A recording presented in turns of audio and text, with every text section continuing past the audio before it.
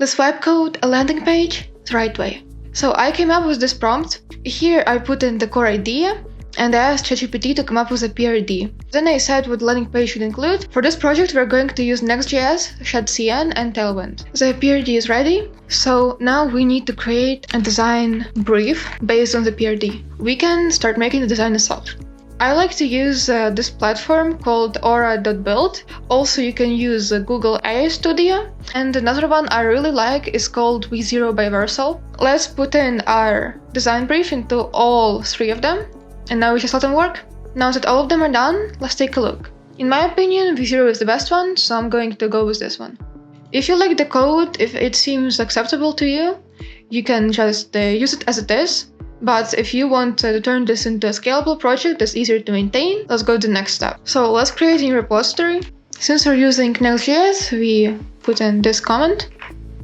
So the next step to setting up our environment is adding agent skills. They have been recently introduced by Versal a couple days ago. Basically, they make our agents act way more predictable. Here's how you install it. Okay, installed. Another very important thing that I would recommend adding to your environment is the Context7 MCP server. Now let's create a folder called docs, and in there we are going to add our PRD and design brief files. Now let's go into our agent based on the PRD and the design brief.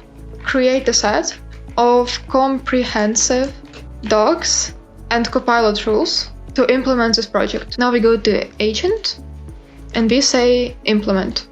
To make sure that Context7 is always used, there is this example rule. Let's copy it and let's say, please add this to copilot rules. It's time to start implementing our design. For this, I would suggest using a rather strong model. So to save time, I took screenshots of the whole web page and I'm going to ask it to plan all at once. So I'm planning, let's check it out. Let's go to agent and say start implementation. In real project, you need to paste each screenshot separately, you need to annotate it, maybe even give a code example from V0 or whatever app you used to generate design. Only if you do it that way, it will turn out exactly like you want. Okay, let's take a look. So we can go around and tweak our website to look exactly like the one we want. Or we could just take the code from there in the first place. But since it's just an example website, I'm not going to do that and we'll go straight to publishing. Let's go to Versal, add new, project, midnight, Next.js, deploy. So it's deployed and we're done. Thank you for watching, have a good day.